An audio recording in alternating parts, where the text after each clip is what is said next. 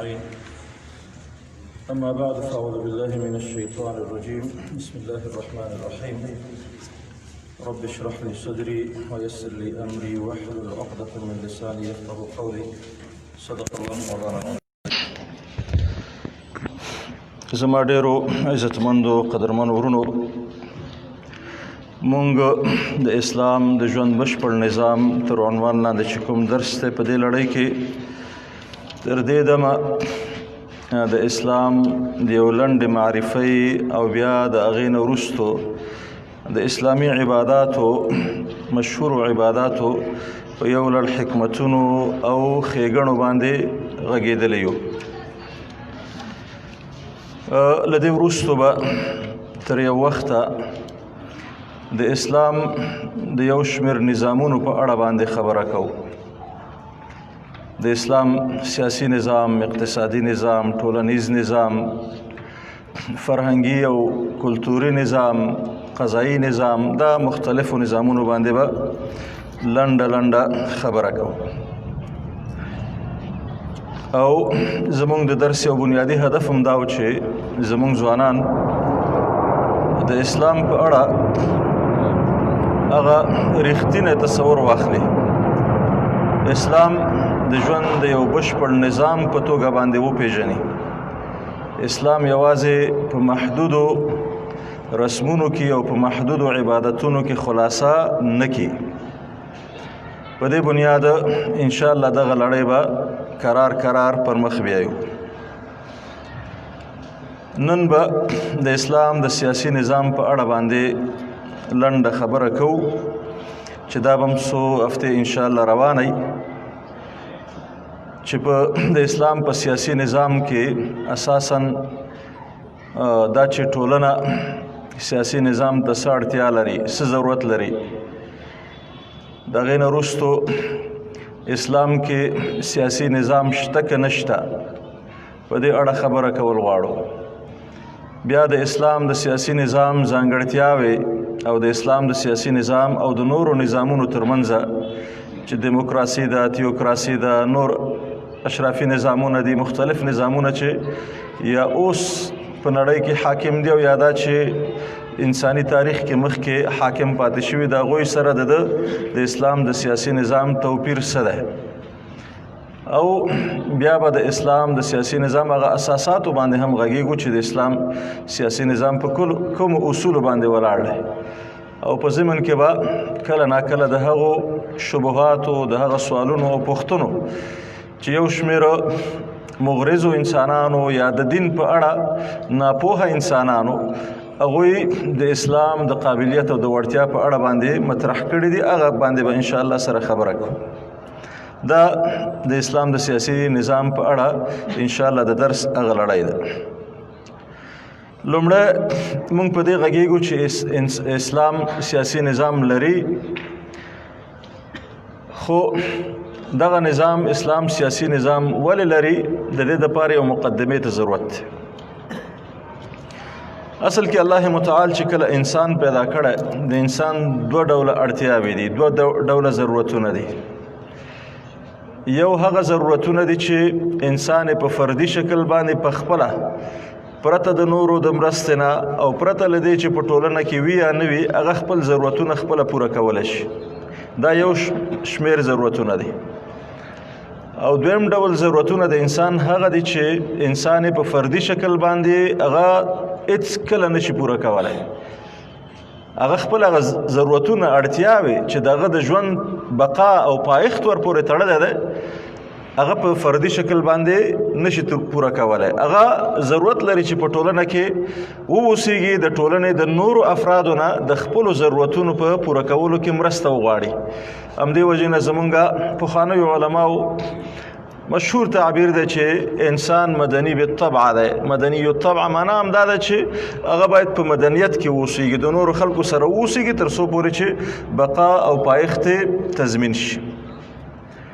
د همدې ضرورت په اساس، د همدې اجتماعي یا ټولنیز ضرورت په اساس باندې د لومړۍ ورځې نه چې انسان کله پیدا شوی، د اسلام تصور، د مسلمانانو تصور او د بېدینه انسانانو تصور سره من حیث جوړښت خو توپیر کوي، خو د یو ضرورت په پیژندلو کې دواړه سره یو شی دي.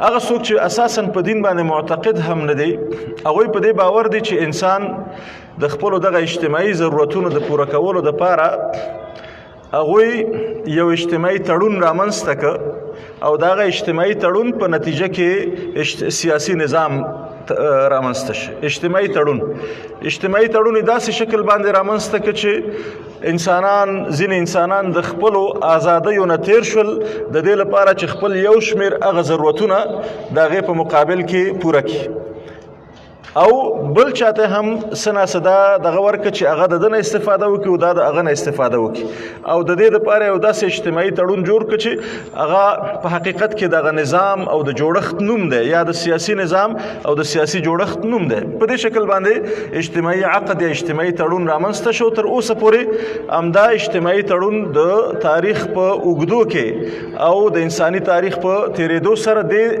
په اصطلاح پرمختګونه کړي دي، او د دې پرمختګونو په نتیجه کې اوس غربي نړۍ وایي چې مونږ هغه مثالي او نمونوي په اصطلاح ماډل اجتماعي جوړښت ته رسېدلي چې هغه دیموکراسي ده. دا د بېدینه خلکو تصور دی. د اسلام تصور دا ده چې نه، انسان چې کله را پیدا شه د سر نه له پیله الله متعال د انسان ته د خپلو فردي ضرورتونو د پوره کولو او د خپلو اجتماعي ضرورتونو د پوره کولو دپاره نظام ښودلی.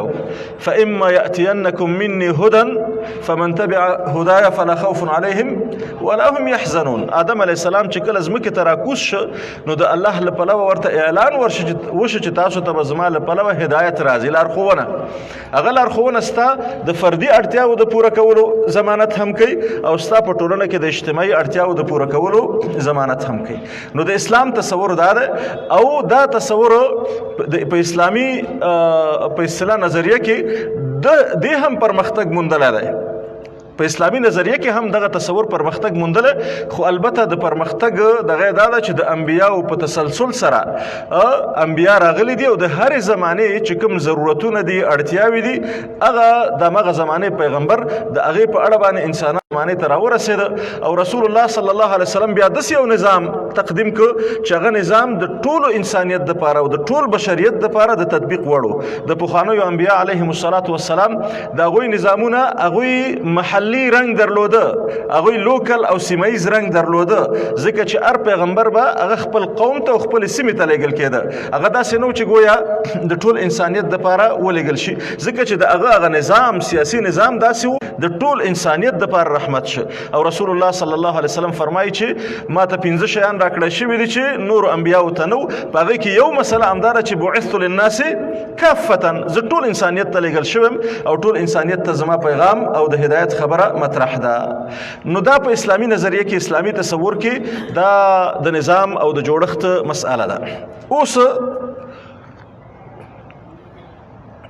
دغه انساني ژوند چې څومره پرمختګ کړی دی، انساني ژوند چې څومره پرمختګ کړی، هغه په حقیقت کې د دغه سیاسي جوړښتونو په رڼا کې پرمختګ کړی. څومره چې تاسو په هر ډګر کې ګورئ، سیاست نوم متاسفانه اوس خو مختلف تعبیرونه او مختلف تصورات خلکو وړاندې کوي، او هغه اصطلاحي تعریف په خپل ځای پرېږده.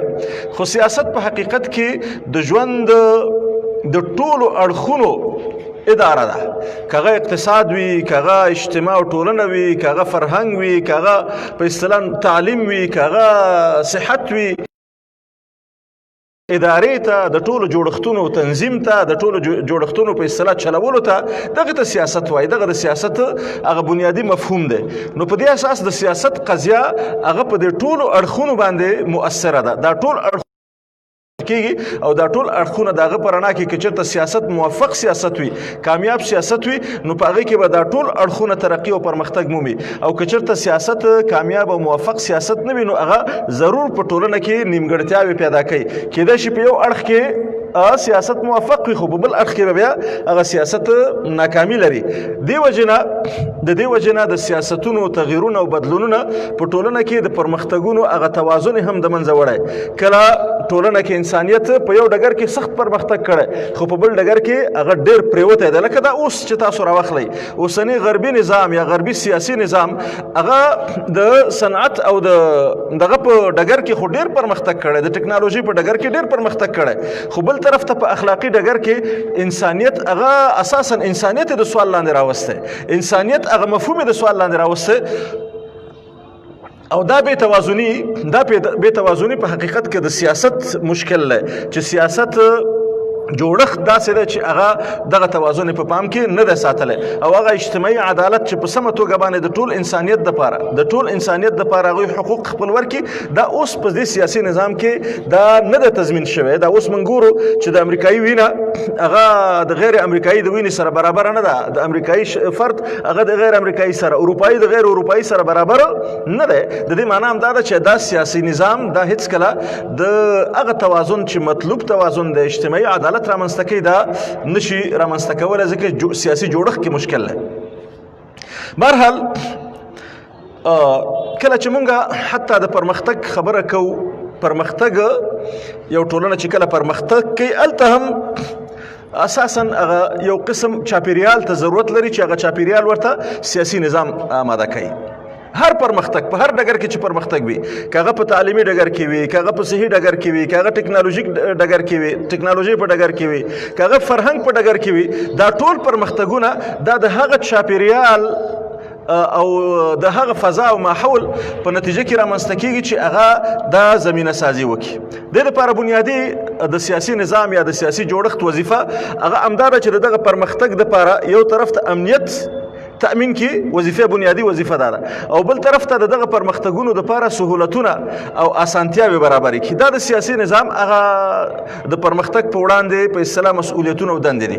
امنیت هم ورته برابر کړي او اسانتیاوې هم ورته برابر کړي. د امنیت مفهوم هم کله کله موږ او تاسو چې کله مطرح کوو موږ ته صرف امنیت هغه فزیکي امنیت یا د انسان جسدي امنیت راته ښکاري چې بس څوک په ډز ونه ویشتل شي یا د چا نه غلا ونه شي یا ډاکه ونه شي. موږ ته د امنیت تصور دا ښکاري، خو حقیقت کې امنیت یوازې دا مفهوم نه دی. امنیت ډېر پراخه مفهوم لري. په امنیت کې د انسان هغه عقلي امنیت مطرح ده چې د انسان عقل د هغه څه نه وساتل شي چې هغه عقل تباه کوي. د انسان رواني امنیت مطرح ده، د انسان نفسي امنیت مطرح ده چې انسان مطمئن وي، ډاډه وي، هغه ته سکون او آرام دغه وي تر څو پورې چې کوم کار کوي، کوم په ټولنه کې مؤثریت وي، هغه مؤثریت او کار ده هغه اغېزمن نشي. که یو انسان هغه تشویش ولري، هغه سکون ونه لري، اطمینان ونه لري، ډاډ ونه لري، هغه په ټولنه کې مؤثر نشي تمامېدی. نو د امنیت یو اړخ دام ده. د امنیت اړخ دا فزیکي اړخونه هم دي چې انسان په ټولنه کې د خپل مال، د خپل ابرو، د خپل نفس هغه نه مسؤول وسی. همدې وجې نه کله چې مونږ حتی د دین مقاصدو کې هغه پنځه ګوني مقاصد وایو، پنځه ګوني مقاصد ټول د امنیت مفهوم ورکوي، ټول پنځه واړه هغې کې امنیت پروت دی. مونږ چې کله وایو چې د دین مقصد څه شی دی، د دین مقصد څه شی دی؟ مقاصد خمسه، پنځه ګوني مقاصد. اول د دین ساتنه ده، د نفس ساتنه ده، د عقل ساتنه ده او د مال ساتنه ده او د انسان د عزت او د ابرو ساتنه ده. ساتنه دغه ته امنیت وایي کنه.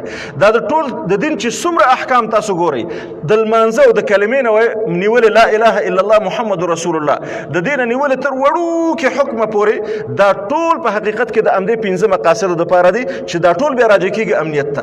نو انسان اسلام چې په دې امنیت باندې ټینګار کوي چې انسان ته هر اړخیز امنیت ورکړي، د همدې لپاره چې انسان پرمختګ ته آماده شي، په ټولنه کې هغه فعال شي، مؤثر شي، هغه هیڅ قسمه د خطر احساس ونه کړي، هغه وکولی شي د هغو استعدادونو نه وړتیاونه چې الله ده ته ورکړي دي د نور انسانیت د سوکالۍ دپاره او د ارامۍ دپاره د هغې نه استفاده وکړي. نو دا یو اړخ دی د سیاسي نظام وظیفه ده چې باید دا شی انسان ته برابر کړي تر څو پورې چې پرمختګ لاړ وشي.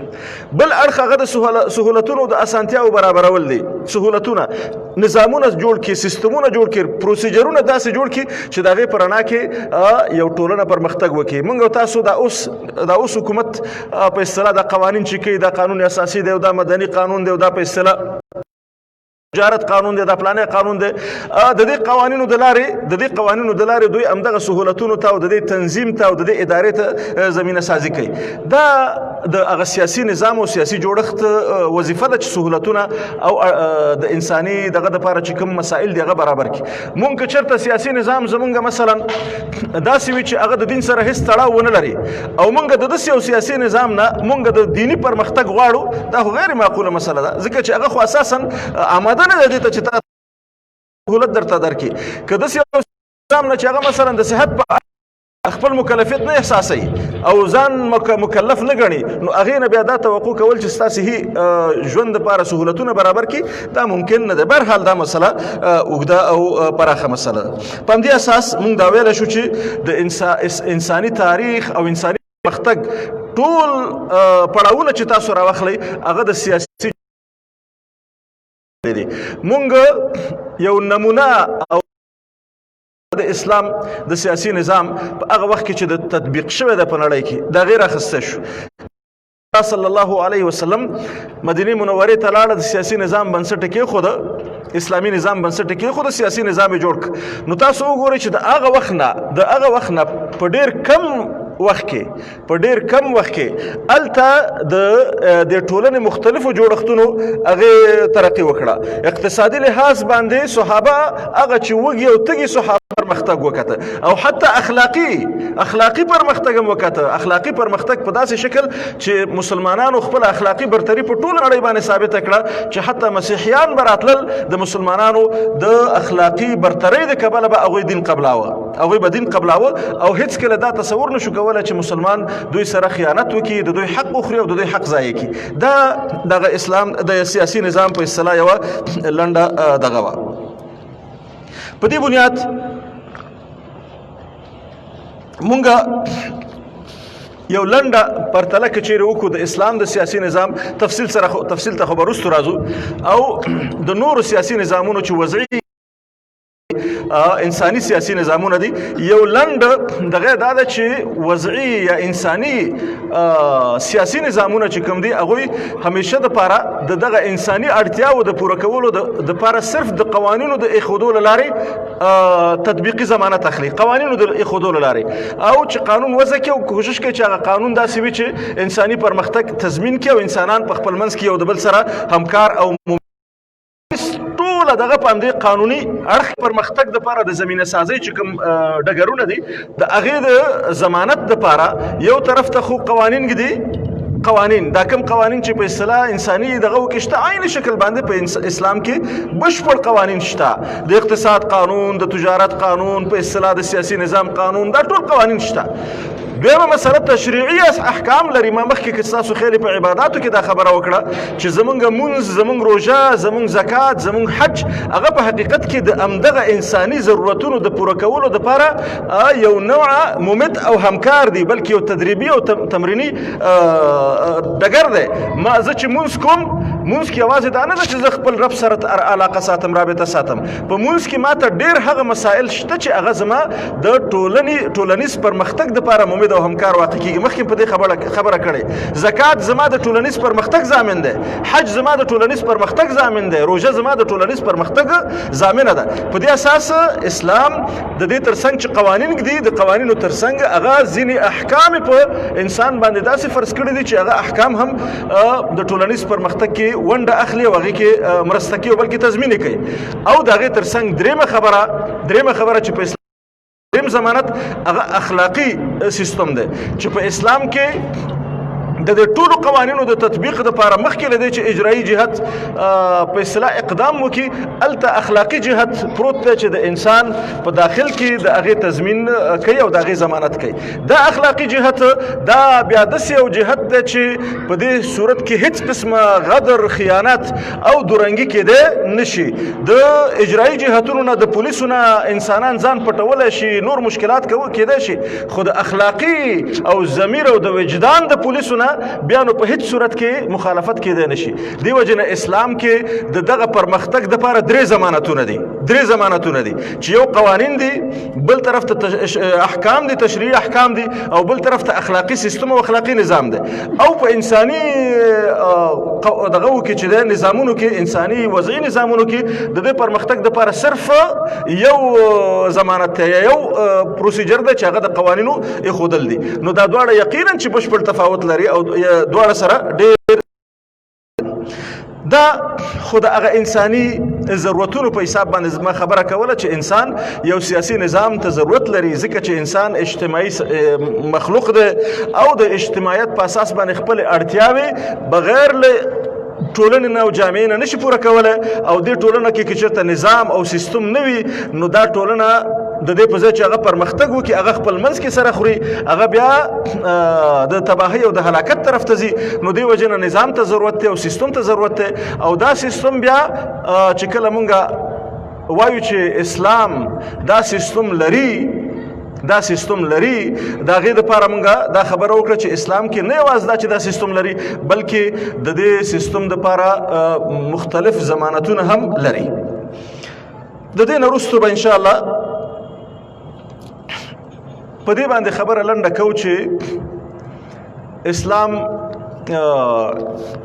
په دې اړه باندې څه لارښوونې لري، د سیاسي نظام په اړه څه لارښوونې لري. په دې اړه خو ځینې خلکو عموما مستشرقینو تصور هم دا ده چې اسلام دا صرف د الله او د بنده ترمنځ د رابطې نوم دی او دغه جومات او په دې جای نماز پورې خلاصه کېږي. او که ډېر زیات دغه شي نو سړی ځان سره د تسبیح وګرځي او خپل روژې دې نیسي، زکاتونه دې ورکوي او بس د دې نه پورته انسان ته د خپل ژوند د نورو چارو په اړه باندې لارښوونې نه لري. دا د مستشرقینو یا د غربیانو تصور دی. متاسفانه زمونږ په ټولنو کې هم د یو شمېر خلکو همدا تصور دی. یو شمېر خلکو کې یو هغه خلک دي چې د اسلام نه متاسفانه پوه نه دي، په اسلام باندې خبر نه دي، د اسلام د احکامو په اړه د خپل پلار او نیکه او د مور نه مونځ یاد کړی دی او د اسلام په اړه همدا اورېدلي چې اسلام همدغه جومات کې دی او دې نه پورته د اسلام خبره نشته. یو خو دا متاسفانه داسې خلک دي. یو داسې دي هغوی ته دا فکر ورکړی شوی دی، هغوی تربیه شوي په همدې تصور باندې چې اوس متاسفانه زموږ ټولنې ته داسې ځوانان د غربي ټولنو نه راځي، هغوی ته همداسې نظریه ورکړی شوې او بلکې د اسلام په اړه مختلف شکوک او شبهات ورته ښودل شوي دي. نو دا دویمه ډله ده. درېیمه ډله زموږ خوشبینه دینداره خلک هم دي، متاسفانه خوشباوره دینداره خلک چې مونځ کوي دغه کوي، خو کله چې ورته د اجتماعي مکلفیتونو یادونه وکړي چې وروره ته خو یوازې د منځه مکلفیت نه لري، اسلام څه اجتماعي مکلفیتونه لري، څه سیاسي مکلفیتونه لري، اقتصادي مکلفیتونه لري، نو هغه د بدګمانۍ په سترګه ګوري او تصور دا کوي چې دا هم د هغه بېدینه خلکو په قطار کې ولاړ دي چې کوم بېدینه د اسلام نه د مخالفت په بنیاد باندې دغه کوي. دا زمونږ نیمګړتیاوې دي، کمبودونه دي. نو په دې اساس باندې به انشاءالله په راتلونکي درس کې په دې باندې خبره کوو چې اسلام سیاسي نظام هغه د قرآني نصوصو په اساس باندې د مسلمان مکلفیت ده، د مسلمان دنده ده.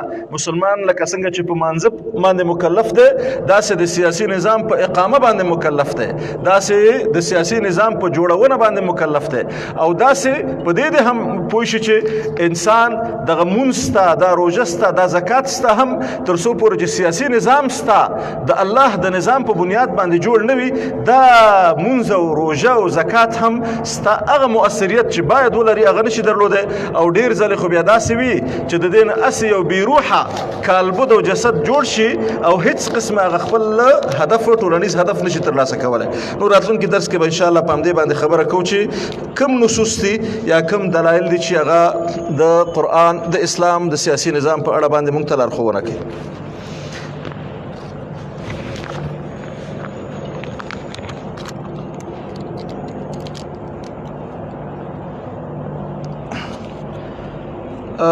پښتنه ځینې شرعي احکام چې د هغې په عمل کولو سره انسان ته په ټولنه کې ژوند کول یو څه ګران تمامیږي، یا د دعوت په خاطر د ټولنې مطابق ځان جوړوي او شرعي احکام ترکوي. د دې لپاره د جواز کومه لاره شته او که نه، بالخصوص په افغاني ټولنه کې؟ دا سوال خو پراخه مفهوم دی او ځکه پراخه په دې معنی چې د بیلګو د نمونو په اساس که چېرته پکې داخلیږو احکام تغییر کېږي، احکام تغییر کوي. اصل قضیه خو دا ده چې موږ او تاسو د شرعي احکامو په تطبیق باندې مکلف یو، هغه که چېرته فردي ژوند پورې تړلی وي او که اجتماعي ژوند پورې تړلی وي، په دې باندې مکلف یو. بیا په دې احکامو کې دوه قسم احکام دي. یو هغه دي چې ځینې الله متعال ما ته پکې اختیار راکړی چې د عرف او د عادت او د ټولنې د ضرورتونو په حساب سره جوړ کړم، او ځینې داسې احکام دي چې هلته دا اختیار زما سره نشته، دا اختیار زما سره نشته. نو هغه احکام چې اساساً مبتني دي په عرف باندې، د ټولنیز ضرورتونو په بنیاد باندې، نو هلته حتی زموږ علماو ته، مجتهدینو ته، مفتیانو ته دا حق ورکړی شوی دی چې د هغې په اساس باندې د دوی د شرعي احکامو بڼه کې تغییر راولي، تر څو پورې چې د ټولنې مطابق هغه جوړ شي او انسانانو دپاره په هغې باندې عمل کول اسانه شي. دا یو شمېر احکام دي. بل هغه احکام دي مخکې مې چې وویله چې هغه په نصوصو باندې بنا دي، منصوصي احکام دي چې هلته مجتهد ته، عالم ته، مفتي ته د هغې د عرف مطابق د تغییر او د بدلون حق نشته، خو البته هغې ته د تفسیر او د هغې د مختلفو استنباطاتو حق شته چې زمونږ مجتهدینو ائمو هم دا کار کړی دی. بیا ټولنې دوه قسمه دي، یو دي اسلامي ټولنې او یو دي کفري ټولنې. په کفري ټولنو کې بیا مسلمان ته که چیرې ضرورت پیښیږي، ټولنیز ضرورت پیښیږي، هغه ته کېدای د ځینو سنتونو پرېښودل هغه ورته جایز شي، اشکال پکې نه، خو هغه په خپلو فرایضو هغې باندې باید التزام وکړي، د محرماتو نه ځان وساتي. خو که چېرته د ځینو مکروهاتو مرتکب شي د ټولنیزو ضرورتونو په بنیاد باندې څه اشکال پکې نشته. بله د اسلامي ټولنه. اسلامي ټولنه کې دغه سوال چې زه مکروه ته مجبورېږم، دا سوال د ایمان د کمزورۍ نښه ده. دا سوال چې زه د سنتو پرېښودلو ته مجبورېږم، دا د ایمان د کمزورۍ نښه ده. دا استدلال کول چې اوس مثلا په یو کفري ټولنه کې یا کفري ټولنې ته ورته په اصطلاح سیکولر ټولنه کې، لکه ترکیه اسلامي ټولنه ده خو سیکولر ټولنه ده، هلته نظام داسې راغلی چې یو وخت کې د اسلام سره داسې دښمني وه چې چا اذان نشو کولی، نو هلته بېدیني جرړې داسې خورې شوې دي. نو هلته هم که چېرته ځینې مستحبات سړی یا سنن د ځینو ضرورتونو په بنیاد باندې پرېږدي، نو هغه هم اگر که دیني ټولنه ده، مسلمانه ټولنه ده، لا اله الا الله وایي، خو خلکو کې لا تر اوسه د دین احکام نه دي تطبیق شوي. ته راځې اوس افغاني ټولنه چې دلته الحمدلله په عزایمو باندې ولاړه ده، دلته د رخصتونو خبره لا تر اوسه مطرحه نه ده، په عزیمت باندې ولاړه ده. دلته تا ته ټولنه کې غوښتنه درنه دا ده چې ته باید د سنتونو مستحبونو په دې باندې عمل وکړي، د مکروهاتو نه باید ځان وساتي. ته دلته راځې او د یو وړوکې اجتماعي فشار چې یا به دفتر کې در باندې فشاري، یا به د انډیوالانو در باندې یو فاسدو انډیوالانو فشاري، یا به د نور د فاسدو مجلسونو فشار وي، هغه ډېر وړوکی فشار دی. د هغې په مقابل کې ټوله ټولنه هغې ته شا کې خپل پلار، نیکه، خپل جوړښت، خپل دغه ته شا کې، نو دا خو د ایمان کمزوري ده، دا هېڅکله ضرورت نشي کېدی. نو دغه لنډ دغه د نور احکام و تفصیلات خپل دغه لري. محصلین چې کله فارغېږي په آخره ورځ شپې جامې اغوندي او د یو ډول امضاګانې کوي، دا شریعت سره موافق دی که نه؟ او بل دا چې د ماسخوتن لمونځو کې اول 2 رکعاته سنت وکړي او بیا 3 رکعاته واجب وکړي او آخر کې 4 رکعاته فرض وکړي، دا څه حکم ولري؟ دا خو ډېر دغه دی ورونو. دا متاسفانه هغه حدیث کې چې راځي رسول الله صلی الله علیه وسلم چې وایي چې تاسو به قدم په قدم د کافرانو، د یهودانو په پل باندې ځئ، حتی لو دخلوا جحر ضب لدخلتموه، چې د سمسارې سوړي ته ورنوځئ نه تاسو هم ورنوځئ. متاسفانه زمونږ خلک دقسې یو عادت لري. دا کلتورو زمونږ په یادداشت خو دلته نه و، دا د مشران هم ناست دي، دا کلتور په دې ځای کې نه و. فراغت دا نعمت دی، دا یو ستر اعزاز دی په اسلامي ټولنه کې. مسلمان خو علم ته د یو فریضي په سترګه ګوري، د یو عبادت په سترګه ګوري. نو ته د عبادت نه چې فارغ شې نو ته به د الله شکر کې او که اسراف او بېځایه د پردې دغه به پکې کوې. متاسفانه دا زمونږ هغه د شخصیت کمزوري ده، هغه د انساني شخصیت کمزوري ده. ما ته خو من حیث مسلمان الله دا وظیفه را کړې چې ته د دنیا قائد شه، دنیا باید ستا پسې لاړ شي، وړه مسله کې تا پسې لاړ شي. دنیا باید چې ته ډوډۍ خورې نو دنیا باید وګوري چې دا مسلمان څنګه ډوډۍ خوري چې زه هم داسې وخورم. ته په لاره ځې دنیا باید وګوري چې زه په لاره ځم، دا په لاره ځي څنګه لاړ شم. او دغه حالت زمونږ وو، دا حالت زمونږ د اسلامي ټولنې وو. تاسو دا کوم لباس چې که ستاسو خیالي په فراغت کې اوس اغوستل کېږي په غربي نړۍ کې، په اروپا کې اوس رایج دی که نه، دا غټ یو دغه اغوستل کېږي. دا په حقیقت کې د غربیانو د اندلس د پوهنتونونو نه د مسلمانانو د دغه نه اخیستی. زمونږ حالت همدا و چې خلک به راتلل اندلس کې به کتل چې مسلمانان کم کار کوي چې مونږ هغه کار وکړو. اوس متاسفانه خبره سرچپه شوې. زه نه پوهېږم چې د دې امضاګانو څه هدف او څه مقصد دی. بېځایه اسراف، بېځایه په شرعي لحاظه خو زه داسې نه ده چې زه اوس هغې کې ووایم چې حدیث پکې راغلی ده، دا خو پیغمبر په وخت کې دا شی نه و. خو بې اسراف دی، ناروا ده. ناروا په دې عنوان چې یو طرف ته د پردي کلتور او د پردي رسم او رواج مطابقت او پیروي ده چې موږ د دې نه منع شوي یو. تشبه په دې شیانو کې منع شوي، اگر که دا خو دیني قضیه کې تشبه نه ده، خو بهرحال هغه تشخصي مسأله خو مطرح ده. او بل طرف ته اسراف ده بېځایه. د دې په ځای هغه چې مونږ ښه شیان رایج کړی وی، ښه دود هم رایج کړی وی چې زمونږ د دین د دغه سره لګېدلی وی او دین سره دغه وی. د ماخوستن د مانځه په اړه باندې مسأله داسې ده چې د سنت ماخوستن مانځه نه مخکې چې سنت کې ډېر کوی، 2 کې 4 کې 6 کې 8 کې کوی. خو دا د ماخوستن مانځه نه وروستو چې کوم سنن رواتب دي د دې وخت د مانځه نه وروستو دی. سنن رواتب چې کوم دي د دې وخت د سنتونه د فرضونه وروستو دی. فرضونه هغه مخکې کېږي نه، ځکه چې دا سنت دي د فرضونه پس. د واجب وخت هم هغه د فرض چې ادا نه کړي هغې پورې وخت داخلېږي نه. د واجب وخت څه وخت دی؟ د فرضو د ادا کېدو نه پس. نو چې فرضونه د مخکې واجب وکړو خو بې وخته دي کړي، ماښام لمونځ چې مازدیګر کې کېږي نه کېږي که نه. نو د واجب وخت هغه د فرضو د ادا کولو نه پس داخلېږي، نو مخکې د که وکړه هغه لمونځ دی نه کېږي. ایمان چې د اعتراض لاندې راځي د دې مفهوم واضح کړئ، لکه څنګه چې پرون تاسې واورېده او نن چې تاسو خپل درس کې تکرار کړه.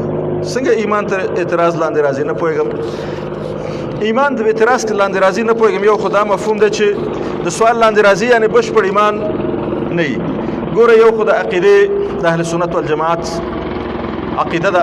د اهل سنت والجماعت عقیده دا ده چې انسان د اعمالو په نتیجه کې چې بدعملي کوي، کبیره ګناه کوي، په دې باندې د اسلام او د ایمان نه د دایرې نه وځي. دا د اهل سنت والجماعت عقیده ده. طبعا ځینې اعمال داسې دي چې غیر د کفر نه بل احتمال ونه لري. هغې کې علماو تصریح کړې چې یو سړی د قرآن عظیم الشان ډیران کې واچوي، کناراب کې واچوي، نو دا خو غیر د کفر نه بل دغه نه لري. نو هغې په اړه علما ویلي چې دا عمل ده خو سړی په د ایمان د دایرې نه خارجېږي. نور کبیره ګناهونه هغې باندې سړی د ایمان د دایرې نه خارجېږي. خو کله چې په درسونو کې مثلا دا راځي چې درس کې تا ته څوک وایي چې هلکه دا کار دی وکړه ستا ایمان د سوال لاندې راغی، سوال لاندې راغی. د دې مفهوم دا د وعظ مقام دی، دا د فتوا مقام نه دی. فتوا مقام نه دی، د وعظ مقام دی، نصیحت مقام دی.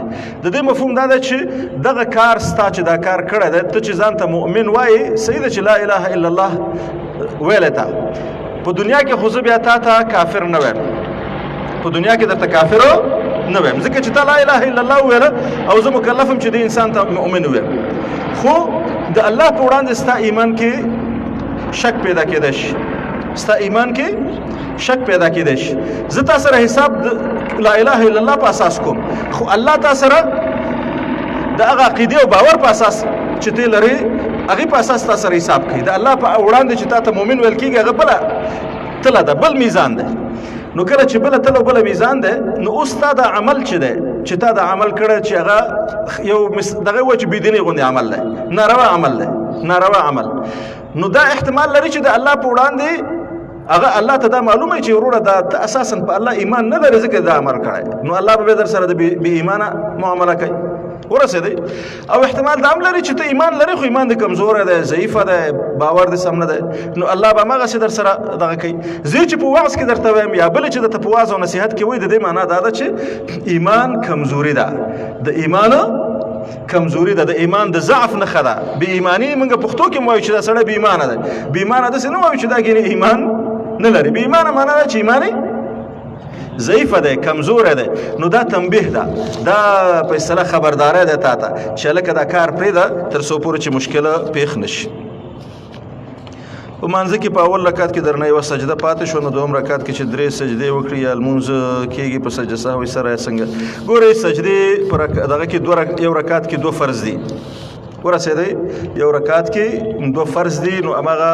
او فرض په پرېښودلو باندې مونځ دغه کېږي نه کېږي هغه به اعاده دغه واجبه ده عام فقهي قاعده دا ده چې فرض پرېښودل شي اعاده فرض ده او که واجب پرېښودل شي اعاده واجب ده که سنت پرېښودل شي اعاده سنت ده سبحانك اللهم وبحمدك نشهد ان لا اله الا انت نستغفرك ونتوب اليك الحمد لله رب العالمين والصلاه والسلام على سيد الانبياء والمرسلين وعلى اله واصحابه اجمعين دعا وکړئ ورونو چې دا اوس د صلح خبرې روانې دي الله جل جلاله دې د دواړو اړخونو په زړونو کې نرمي واچي الله دې د دوی په دغه غونډه باندې او بلکې د دوی په دې مجالس هغه څه مرتب کړي چې د ټولو مسلمانانو پکې خیر او دغه مسلمان ځپېدلي ملت او ځورېدلي ملت هم پکې خیر وي د وطن کې اسلامي نظام راولي الله دې داسې نظام راولي چې زموږ او ستاسو ټول مصالح او ښېګڼې په هغې کې خوندي وي الله جل جلاله دې کافران بېدینه خلک څوک چې